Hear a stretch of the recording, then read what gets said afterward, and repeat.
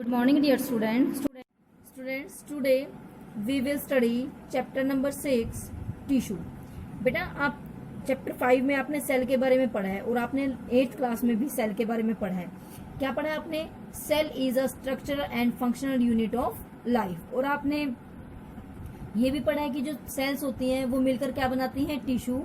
Tissue मिलकर क्या बनाते हैं? Organ and organ system and organism. तो हम पढ़ेंगे कि टिश्यू क्या होते हैं। टिश्यू क्या होते हैं बेटा? जब कई सेल्स जो एक जैसी होती हैं, स्ट्रक्चर सेम होता है उनका, ठीक है, साइज सेम होता है और फंक्शन सेम करती हैं, सेम टाइप ऑफ सेल एक ग्रुप बना लेती हैं, ठीक है, और एक कॉमन फंक्शन परफॉर्म करती हैं, that is called tissue. Okay बेटा, हम इस चैप्टर में डिफरेंट टाइप्स ऑफ टिश्यू पढ़ेंगे, ठीक है। देखो, from the last chapter we recall that all living organism are made up of cell.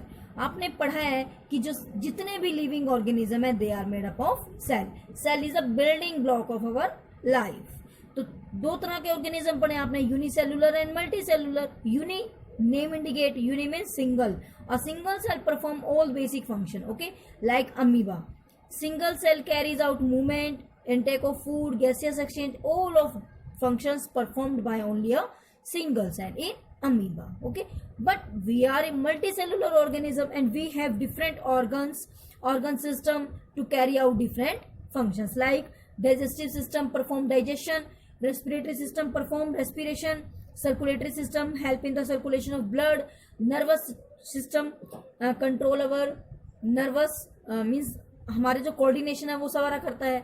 तो इस तरह से हम पढ़ेंगे कि कौन कौन से टिश्यू होते हैं, कितने तरह के टिश्यू हैं, कौन से टिश्यू कौन से ऑर्गन में मिलते हैं। नेक्स्ट इसने दिया हुआ है, each specialised function is taken up by the different group of cells since this cells carry out only a particular function they do it very means. यदि मैं अब मान लो एक क्लास में ही कई बच्चे हैं, किसी एक बच्चे का इंटरेस्ट स्पोर्ट्स में ज्यादा है तो वो स्पोर्ट्स में ही अपना ज्यादा पार्टिसिपेशन दिखाता है, ठीक है ना।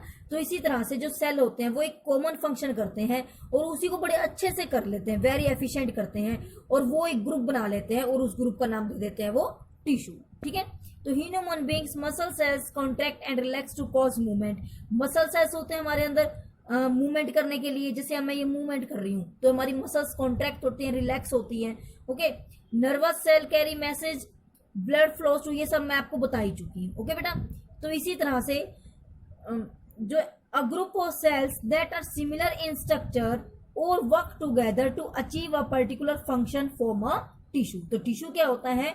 अ group of cell which are similar in structure और उनका फंक्शन भी क्या है? वो एक जैसा होता है, ठीक है, मिलकर इकट्ठे होकर वो एक पर्टिकुलर फंक्शन करते हैं, that is known as a tissue.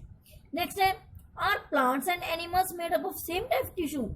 क्या प्लांट्स और एनिमल्स में सेम टिश्यू मिलते हैं या डिफरेंट मिलते हैं? अब हम देखेंगे। Let us compare their structure and function. Do plants and animals have the same structure? हमने एनिमल्स सेल और प्लांट सेल पढ़ी है, लास्ट चैप्टर में पढ़ी है ना, कि एनिमल सेल क्या होती है और प्लांट सेल क्या होती है। उसने कहा है एनिमल और प्लांट सेल के क्या स्ट्रक्चर सेम है, क्या उनके फंक्शन सेम है? There are noticeable difference between the two. उनके बीच में डिफरेंस है। नंबर 1, प्लांट्स आर स्टेशनरी और fixed, they do not move. जो प्लांट्स हैं वो स्टेशनरी है, मीन्स स्थित रहते हैं, वो अपने आप मूव नहीं करते। Since they have to be upright they have a large quantity of sportive tissue. उन्हें क्या है? सीधा खड़ा रहना पड़ता है, तो सीधा खड़े रहने के लिए उन्हें सपोर्ट चाहिए, तो इसीलिए उनके पास जो स्पोर्टिव टिश्यू है वो ज्यादा होता है, ठीक है। The sportive tissue generally has dead cells, उसके अंदर dead cells present होते हैं। Animals on the other hand move around in search of food। उसके अपोजिट में, प्लांट्स के अपोजिट में जो एनिमल्स हैं उनके अंदर तो बहुत ज्यादा मूवमेंट होती है। वो क्या करते हैं? खाना तलाशने के लिए भी इधर उधर जाते हैं। मेट्स एंड शेल्टर, मतलब हर चीज के लिए उन्हें मूवमेंट करनी पड़ती है, okay. They consume more energy as compare to plants. और जो हम मल्टी सेलुलर ऑर्गेनिज्म है तो इसीलिए हमारे बॉडी फंक्शंस को करने के लिए हमें बहुत ज्यादा एनर्जी चाहिए, okay. Most of the tissue they contain are living. हमारे जो ज्यादातर टिश्यू है वो कौन है? लिविंग है, ठीक है। Another difference between animal and plants is in the pattern of growth. Yes, second difference क्या है? फर्स्ट डिफरेंस तो मूवमेंट से कर दिया, सेकेंड का क्या कहा उन्होंने? Growth. The growth in plants is limited to certain regions while this is not so in animals। जो प्लांट्स में ग्रोथ है वो कुछ एक रीजन्स में होती है, हर रीजन में प्लांट की ग्रोथ नहीं होती, ठीक है। बट एनिमल के केस में ऐसा नहीं है, हमारी ओवरऑल ग्रोथ होती है। There are some tissue in plants that divide throughout their life, this tissue are localised in certain regions. Plants के हमारी ग्रोथ क्या होती है एनिमल्स के अंदर, एक पर्टिकुलर एज के बाद स्टॉप हो जाती है, उसके बाद हमारी ग्रोथ नहीं होती। एज क्या है 13 to 15 in girls and 15 to 18 in boys, okay बेटा। लेकिन जो प्लांट्स है वो कई उसके जो पार्ट्स हैं वो लगातार through out the year, through out the life वो ग्रो करते रहती हैं। तो एक पर्टिकुलर पॉइंट होता है जहां पर वो ग्रो कर पाते हैं, ओके। पूरा प्लांट ग्रो नहीं करता। There are some tissue in plants that divide throughout their life. These tissue is localized in certain regions.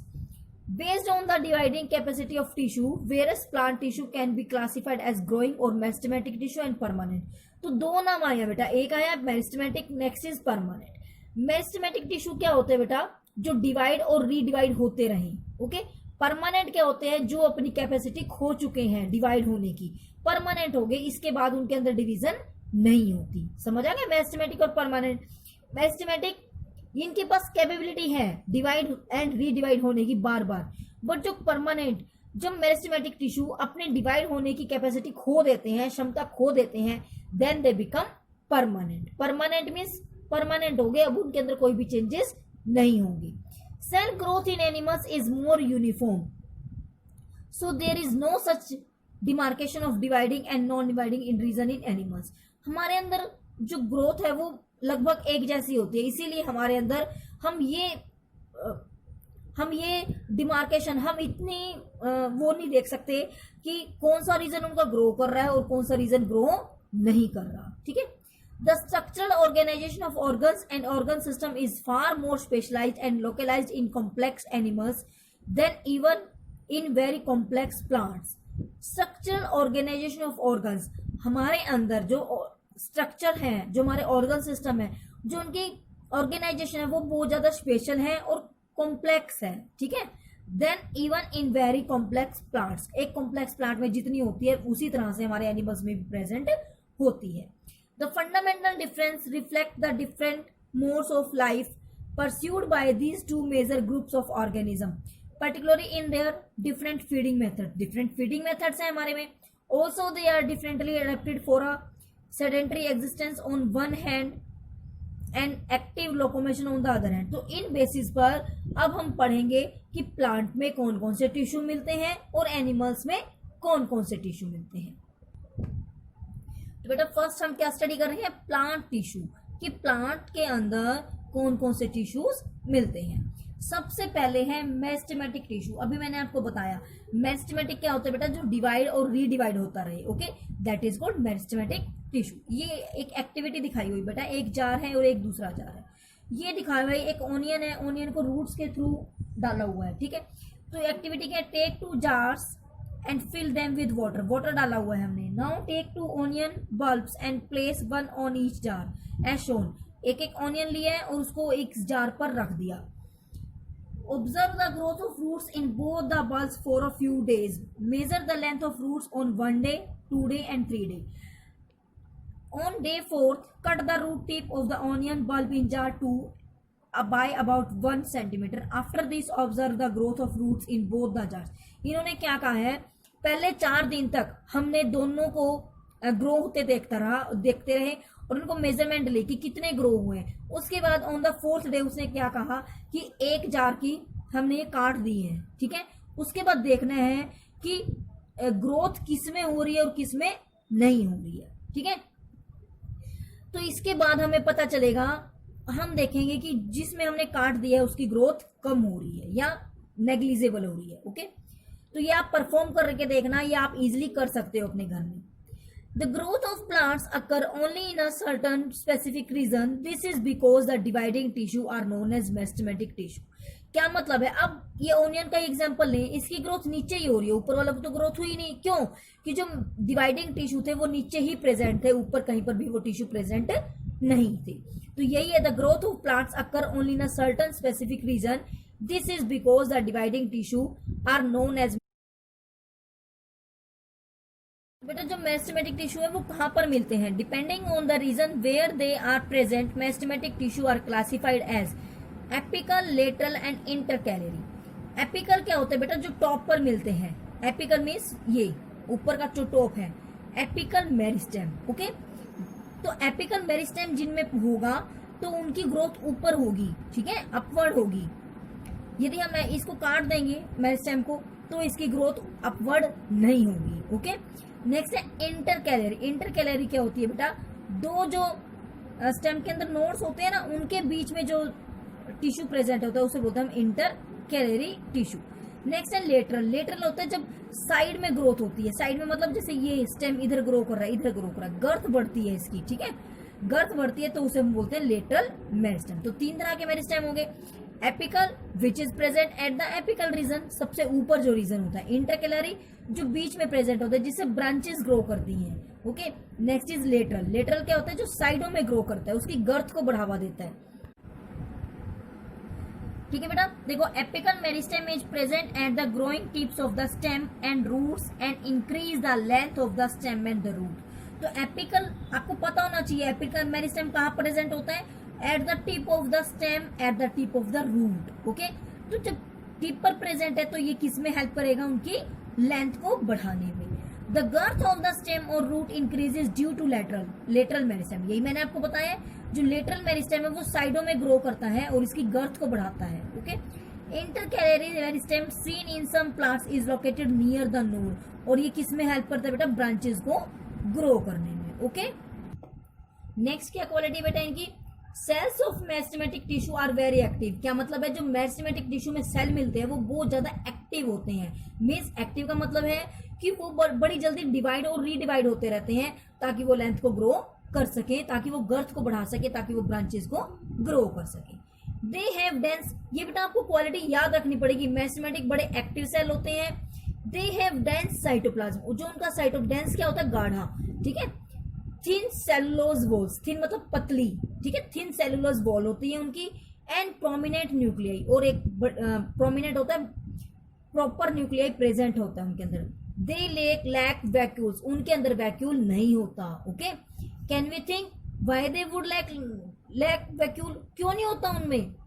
You might want to refer to the function. क्या फंक्शन था vacuole का बेटा? क्या function था? वो turgidity maintain करता था, यही फंक्शन था ना। लेकिन ये तो डिवाइड और रीडिवाइड हो रही है तो टर्जिडिटी का यहाँ फंक्शन नहीं हो रहा, ठीक है। तो इसीलिए ये वैक्यूल इनके अंदर एब्सेंट होता है, क्योंकि ना तो ये टर्जिडिटी मेंटेन कर रहा उनकी, ना उनकी, और क्या करता था वैक्यूल? उनकी शेप को बना के रखता था ना, टर्जिडिटी के कारण तो शेप बनती थी उनकी, और वो इसके अंदर फंक्शन नहीं है तो इसीलिए वैक्यूल इसके अंदर नहीं होता। Next is permanent tissue. Permanent से ही पता चल रहा है, मैंने आपको बताया भी था, ऐसे मेरिस्टेमेटिक सेल जिन्होंने अपनी डिवाइड होने की एबिलिटी को खो दिया, मीन्स जो अब डिवाइड नहीं हो सकते, सेट हो गए हैं वो। Okay, what happened to the cells formed by the meristematic tissue? Meristematic से टिश्यू से ऊपर ऊपर, मान लो ये ग्रोथ यहाँ थी पहले ग्रोथ, और ये डिवाइड होने लगे और ज्यादा ग्रोथ होगी, तो जो ये वाला स्टेप, ये तो एपिकल बन गया, लेकिन जो नीचे वाले सेल डिवाइड होके आते रहते हैं ये क्या है? धीरे धीरे परमानेंट हो जाते हैं, ठीक है। और ऊपर वाला क्या रह जाता है? Meristematic. Okay, they take up a specific role and lose the ability to divide, as a result they form a permanent tissue. और उनको क्या नाम दे देते हैं? परमानेंट। एबिलिटी टू डिवाइड वो लूज कर चुके होते हैं, वो डिवाइड नहीं हो सकती। This process of taking up a permanent shape, size and a function is called the differentiation. Differentiation का मतलब समझ आ गया? डिफरेंशिएशन क्या होता है? When meristematic cells lose the ability to divide and they become permanent, they attain a permanent shape, size and a particular function. वो एक परमानेंट शेप अपनी गेन कर लेते हैं, साइज गेन कर लेते हैं, और एक स्पेसिफिक फंक्शन उन्हें मिल जाता है कि yes you have to perform this function. Okay, then it is, this process is called differentiation. Differentiation leads to the development of various types of permanent tissue. Okay, फिर उससे जो अलग अलग टिश्यू है वो डेवलप होते हैं। अब परमानेंट टिश्यू भी बहुत तरह के होते हैं, ठीक है।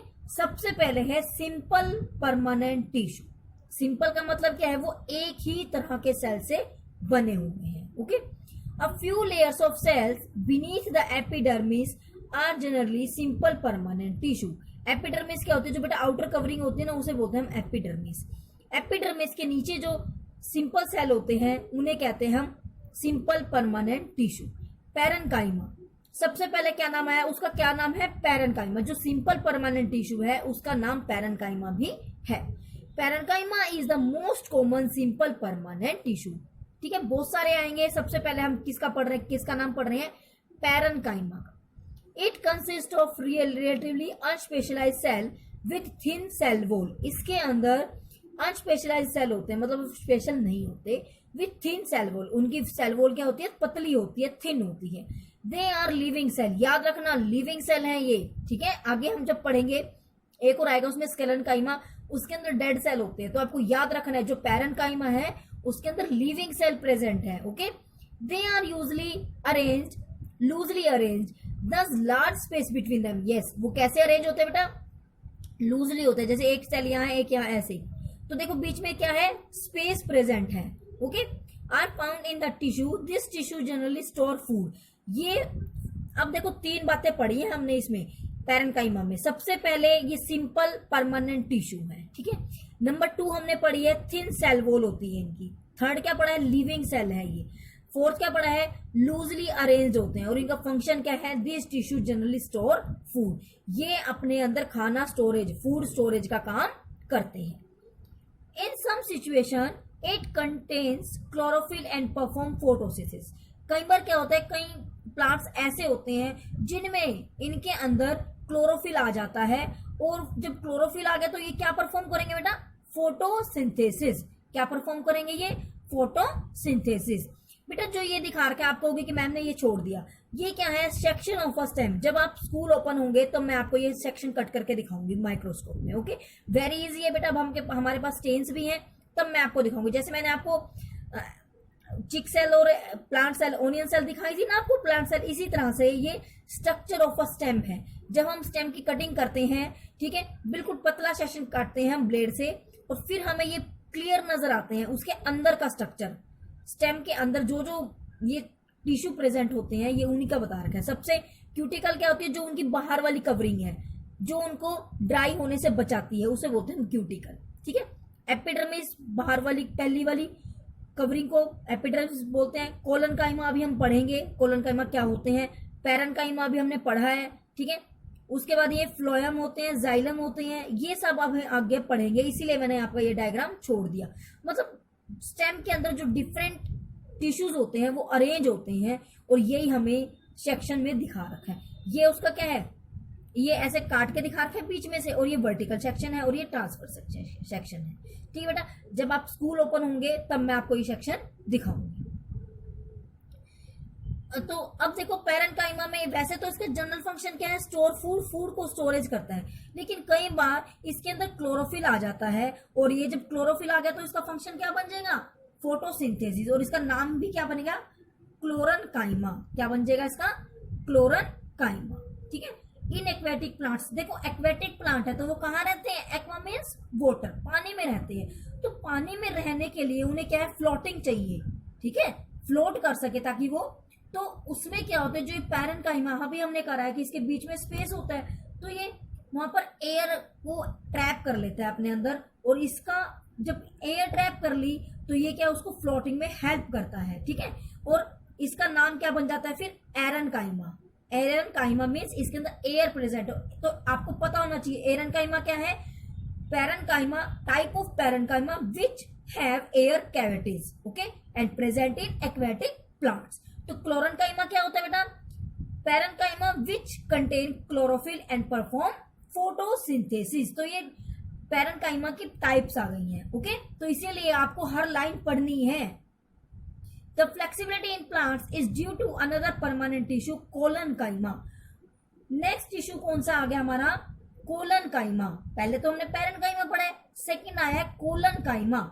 इट अलाउज बेंडिंग ऑफ, ये क्या प्रोवाइड करता है बेटा उनको, फ्लेक्सिबिलिटी. प्लांट्स को क्या प्रोवाइड करता है, फ्लेक्सिबिलिटी. ठीक है, it allows bending of various parts of a plant like tendrils, stem of climbers without breaking. ये क्या करता है, जो उसके प्लांट्स की ब्रांचेस हैं, स्टेम है, टेंड्रिल्स हैं, उनको मूवमेंट में हेल्प करता है और इस तरह से कि वो ब्रेक ना हो। ओके, तो इट मीन्स ये उनको सपोर्ट प्रोवाइड करता है। मैकेनिकल मतलब खड़े होने में उनको सपोर्ट देते हैं, उनका आधार बनता है, स्तंभ बनता है। ठीक है, we can find this tissue in leaf stalks below the epidermis. Epidermis के नीचे लीफ में ये प्रेजेंट होता है।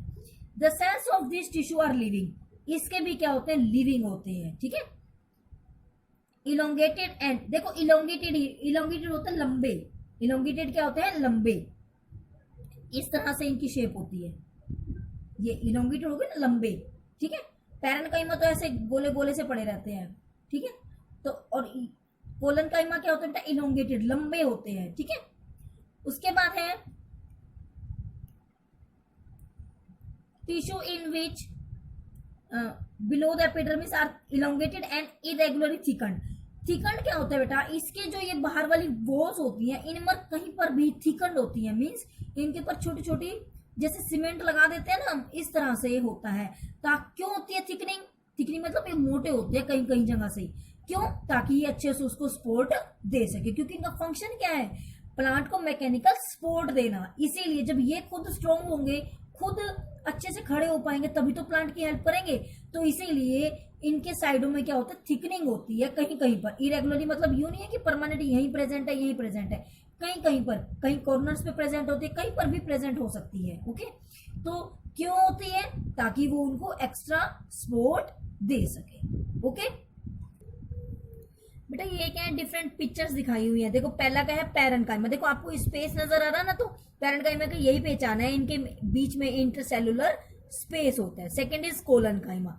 अभी हमने पढ़ा है कोलनकाइमा में क्या होता है, थिकनिंग होती है। अब देखो इसके अंदर कोई भी थिकनिंग नहीं है, तो इसका लूमन जो मतलब खाली स्पेस है वो ज्यादा है, बट इसके अंदर थिकनिंग प्रेजेंट होगी, तो ये बीच का स्पेस क्या हो गया, कम हो गया, जो वैक्यूल होता है वो कम हो गया। ठीक है, अब ये देखो वॉल थिकनिंग, ये सारा बता रखा है। सी में क्या है, सी का वन है स्केलेनकाइमा। ये एक नेक्स्ट टिश्यू है आपका simple permanent tissue, sclerenchyma. Sclerenchyma क्या होता है, another type of permanent tissue is sclerenchyma. It is the tissue which makes the plant hard and stiff. ये ऐसा टिश्यू होता है जो प्लांट को हार्ड बनाता है और मजबूत बनाता है। Okay, we have seen the husk of coconut. आपने कोकोनट, नारियल, जो कच्चा नारियल होता है वो देखा ना, एक तो ग्रीन वाला होता है, वो नहीं पीने वाला नहीं, जो जिसका आप अंदर से खाते हो ना और पानी भी पीते हो। ठीक है, वो कोकोनट, उसके ऊपर जो ब्राउन ब्राउन होते हैं कवरिंग उसकी, that is sclerenchyma. It is made of sclerenchymatous tissue. The cell of this tissue are dead. याद रखना, देखो सबसे पहला ये आया है जिसमें डेड होते हैं। पैरेन्काइमा में, कोलनकाइमा में, दोनों में लिविंग टिश्यू प्रेजेंट है, बट जो स्केलेनकाइमा है इसमें कैसे टिश्यू प्रेजेंट है बेटा, dead. They are long and narrow as the walls are thicken due to lignin. याद रखना, इसमें लिग्निन की थिकनिंग होती है, उसी के कारण ये हार्डनेस प्रोवाइड करता है। ये जो देखो ये दिखा रखा है ना हमने हमारे में, इसमें थिकनिंग, अब थिकनिंग तो आपको कोलनकाइमा में प्रेजेंट थी, बट जो स्केलेनकाइमा है ये डेड सेल से बने हुए हैं और इनके अंदर जो थिकनिंग है वो किसकी होती है, लिग्निन की होते हैं, लिग्निन की। ठीक है, often these walls are so thick that there is no internal space inside the cell. Yes, कि थिकनिंग इतनी ज्यादा होती है कि अंदर स्पेस बहुत कम होता है, नेग्लिजिबल स्पेस होता है। The tissue is present in stems around vascular bundles in the veins.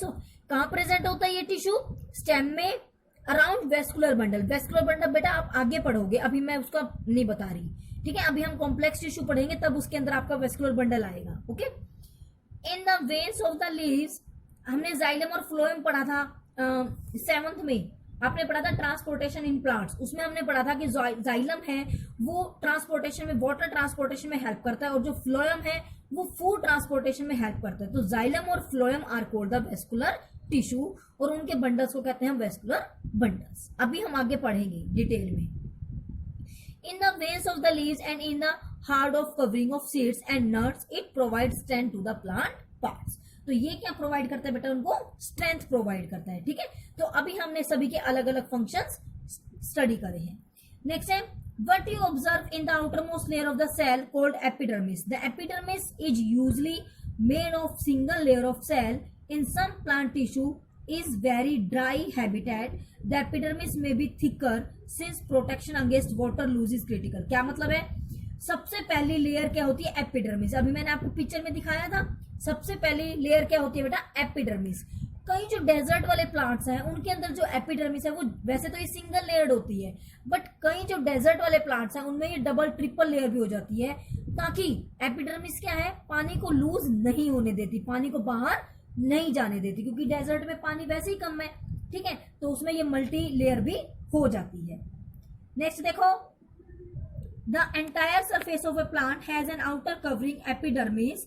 It protect all the parts of the plant. ये प्लांट के सारे पार्ट्स को प्रोटेक्ट करती है. Epidermis cells on the aerial parts of the plant often secrete a waxy water resistance layer. Means जो aerial parts, aerial मतलब जो air में रहते हैं प्लांट्स के पार्ट, जैसे लाइक स्टेम, लीव्स, इनके ऊपर जो एपिडर्मिस है उसके वो एक वैक्सी वाटर रेजिस्टेंस लेयर बना लेती है अपने ऊपर, ताकि वैक्स से क्या होता है बेटा? ज्यादा से अब हम सर्दियों में क्या है, जब हमारी स्किन ड्राई हो जाती है तो हम वैसलीन अप्लाई करते हैं ना. क्यों? ताकि जो मॉइस्चर है वो हमारा बना रहे. ठीक है, क्योंकि वो हमारे पानी को बाहर नहीं निकलने देती, तो वो प्रोटेक्शन करती है हमारी. तो इसी तरह से जो एपिडर्मिस है वो वैक्सी, एक वैक्सी क्या होता है? मोम के जैसा पदार्थ निकालती रहती है, जिससे जो हमारी आउटर सरफेस है उस वो वाटर रेजिस्टेंस लेयर बना लेती है, और उससे क्या है, जो पानी है वो ज्यादा बाहर नहीं निकलता. This aids in protection against loss of water, mechanical injury and invasion of parasitic fungi. Yes, mechanical injury नहीं हो पाती भाई, उसको कहीं से चोट नहीं लग पाती और कोई पैरासाइट उसके अंदर एंट्री नहीं कर पाता.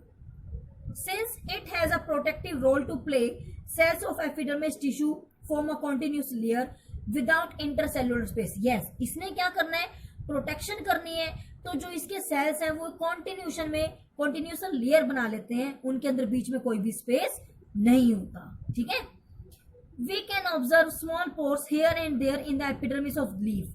लीफ में छोटे छोटे पोर्स प्रेजेंट होते हैं. आपको पता है ना पोर्स प्रेजेंट होते हैं, उन पोर्स का क्या नाम है? Stomata. So that gaseous exchange हो सके. ओके, क्यों प्रेजेंट होते हैं बेटा? ये for the exchange of gases. Stomata are enclosed by two kidney shaped. आपने ये लोअर क्लासेस में पढ़ा है. जो स्टोमेटा है ये एक छेद होता है स्टोमेटा. ठीक है, इसके साइडों में दो क्या होते हैं? गार्ड सेल का मतलब क्या होता है? इसकी रक्षा करने के लिए होता है. जब स्टोमेटा ओपन होते हैं तो गार्ड सेल उसकी ओपनिंग और क्लोजिंग को देखते हैं. ठीक है, उसकी रक्षा करते हैं. They are necessary for exchange gases. ये स्टोमेटा बड़े जरूरी है गैसेस एक्सचेंज के लिए. यदि ये नहीं होंगे तो जो प्लांट्स है वो गैसेस एक्सचेंज या फिर ट्रांसपिरेशन की प्रोसेस नहीं कर पाएंगे. बेटा बॉक्स में दिया हुआ है रिकॉल, याद करो. Which gas is required for photosynthesis. बताओ कौन सी गैस यूज होती है? आपको पता है ना कौन सी गैस यूज करते हैं प्लांट्स? Carbon dioxide. और हमें वापस रिटर्न में कौन सी गैस देते हैं? ऑक्सीजन. जिससे हमारा एनवायरमेंट क्या रहता है? उसमें ऑक्सीजन और कार्बन डाइऑक्साइड का बैलेंस रहता है. ठीक है, नेक्स्ट है find out the role of transpiration. क्या रोल है ट्रांसपिरेशन का? आपने ये 7th क्लास में पढ़ा था ट्रांसपोर्टेशन वाले चैप्टर में. ट्रांसपिरेशन ऊपर से होता रहेगा तभी तो प्लांट्स क्या करेंगे? रूट से पानी को ऊर्जा, ट्रांसपिरेशन पुल बन जाता है, जिससे जो रूट्स हैं वो पानी को ऑब्जर्व कर पाती हैं. Okay, epidermal cells of the roots whose function is water absorption commonly bear long hairs. Yes, जो रूट्स के एपिडर्मल सेल हैं, रूट्स ने क्या करना है? पानी को ऑब्जर्व करना है. ठीक है, तो उसके ऊपर लॉन्ग हेयर्स प्रेजेंट होते हैं ताकि वो ज्यादा से ज्यादा पानी को इंक्रीज द सरफेस एरिया, ज्यादा से ज्यादा पानी को ऑब्जर्व कर सके. In some plants like desert plants epidermis has a thick. ये बता ही चुका है, मैंने बता ही चुका. तो वैक्सी कवरिंग क्यूटीन की प्रोटीन होती है. क्यूटीन प्रोटीन की वैक्सिंग इसके ऊपर लेयरिंग होती है, सो दैट कि ज्यादा से ज्यादा पानी बाहर ना निकले. ठीक है, is the outer layer of branch of a tree differ from the outer layer of the young stem. क्या ब्रांच की स्टेम लेयर में, आउटर लेयर में और जो यंग प्लांट है, यंग स्टेम है, उसकी में फर्क होता है? Yes, as plant grow older the outer protective tissue undergo certain changes. जैसे जैसे प्लांट ग्रो होता रहता है उसके अंदर चेंजेस होते रहते हैं. A strip of secondary meristem located in the cortex forms layers of cell. बहुत सारे लेयर्स बन जाते हैं और उसको बोलते हैं हम कॉर्टेक्स बोल देते हैं. ठीक है बेटा, तो आज हमने ये इसमें मैंने आज आपको क्या करवाया है? Simple permanent tissue. कौन कौन से करवाए हैं? Parenchyma, collenchyma and sclerenchyma. ठीक है बेटा, पैरेन्काइमा के 2 पार्ट्स थे, एरेन्काइमा और क्लोरेन्काइमा। याद रखना, मैंने मेन आपको 3 टिश्यू करवाए हैं, पैरेन्काइमा, कोलेन्काइमा एंड स्केलेन्काइमा। पैरेन्काइमा के हमने फर्दर 2 टाइप्स पढ़ी थी, एरेन्काइमा एंड कौन सी थी दूसरी, क्लोरेन्काइमा। ठीक है बेटा,